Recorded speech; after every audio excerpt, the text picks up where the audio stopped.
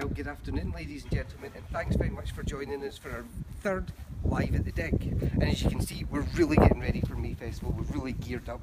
The festival marquee's up, the May tent's ready, and indeed the programme for May Festival itself has already started. The schools groups have been coming to campus all day and they've been exploring a whole range of different workshops.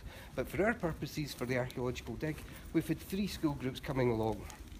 And every single school child has had a chance to take part in the dig itself, to do either some digging, some actual archaeology itself, or some finds analysis, some finds recording, so they really get a chance to sample everything that's involved in archaeology. So as well as learning about the school, we're hopefully inspiring some young minds for the future.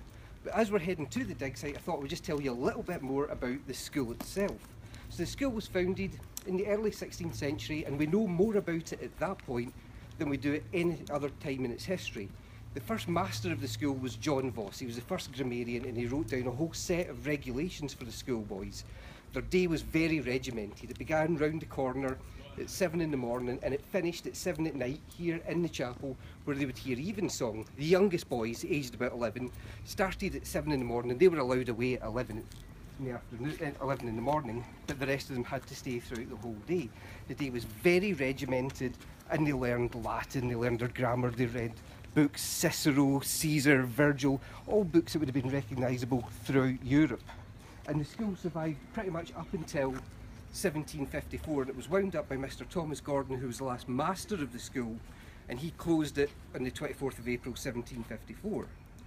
From then it passed out of recorded history, and so now what we're learning about it through the dig is really our first understanding of the school since then. And I'm joined again by Dr. Gordon Noble, who's leading the dig for us. So Gordon, as we head to the dig site, do you want to tell us a little bit about what we've been finding today?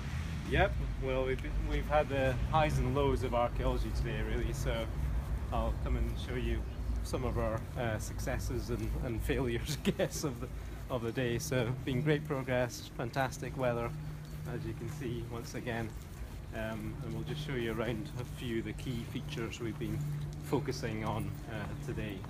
So once again we've got our students, our local volunteers helping out, helping investigate the site.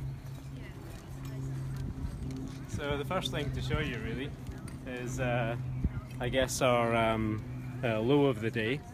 So yesterday I was telling you about how we could have this possible feature, this wall coming out, and that was based on all the stonework you can see, just proud of the surface here of the main trench. So we got quite excited about that and thought, well, this could be the foundation for the grammar school. So we dug down today, we put a little slot across the archaeology, so it's just a kind of exploratory trench here, and we've got nice cobbling you can see on one side and just underneath my feet, and then we dug down here below to see our wall foundations, and look what we found at the bottom, a water pipe. So not quite what we were looking for or hoping for. So it's probably a fair age, probably Victorian in dates in terms of providing a water source and drainage, probably for the quad that we see behind us, but not quite what we're looking for, so slightly disappointing, but it just means that we can begin to focus on other areas of the trench and try and pin down the site of the grammar school. So a bit more exciting stuff over here, which I'll show you now. So Gail and Katie have been working in this area down below, so a bit more exciting results here. So you can maybe just see all the paving stones here coming up, and that's just been revealed today really. So we just didn't have much evidence of that yesterday, so that's great. You know, that could be part of the floor of the school or another building. So that's what we're focusing on today, to see whether we can work out what exactly was placed here. So that's our high of the day, that was our low of the day over there. Okay, so maybe we could just go over and we'll go see some of the sieving team now.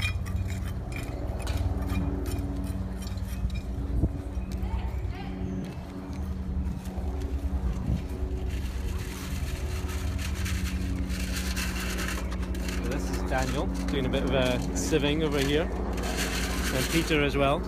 So every bucket of soil that we take out of site, we sieve and make sure we got all the fines recovered from the soil. So you can see them just putting the soil into the sieves, giving it a good shake, getting your groove on, that kind of thing. Piece of glass there. Yeah, so Peter could show you the kind of things we get out of the sieves. So you don't find everything while you're travelling. You actually, it's really important to sieve and make sure you recover everything from the trench.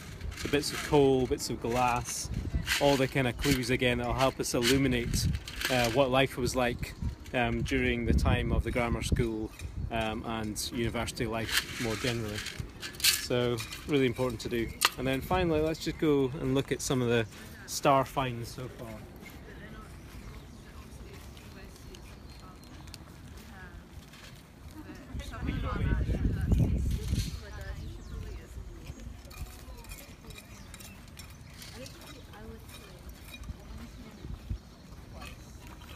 So reintroduce you again to Ali Cameron, and Ali's just going to show us a couple of the highlights, some of the early finds that we've had over the last few days.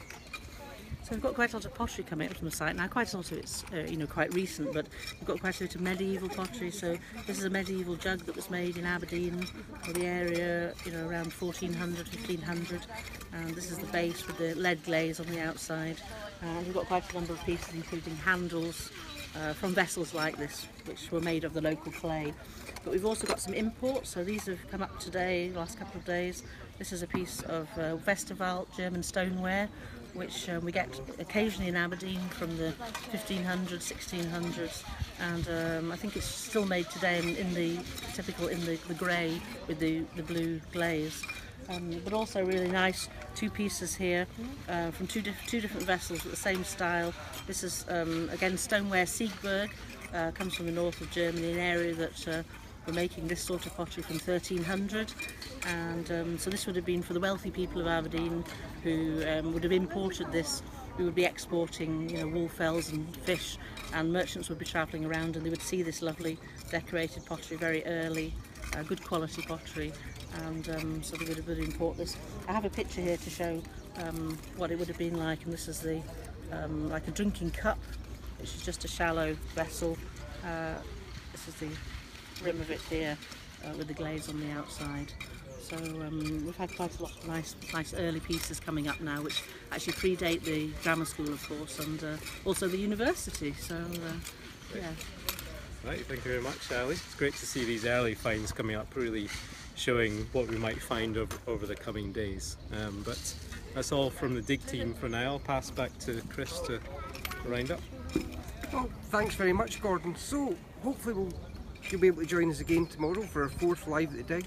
More finds will be coming up at that point. The international finds are great, but actually the local finds are really interesting, because when Bishop Elphinstone set up the college, he also created Old Aberdeen as a small independent town which could have its own craftsmen to produce things for the college to consume. So hopefully with that local pottery and those local jugs, we're actually seeing that process in action.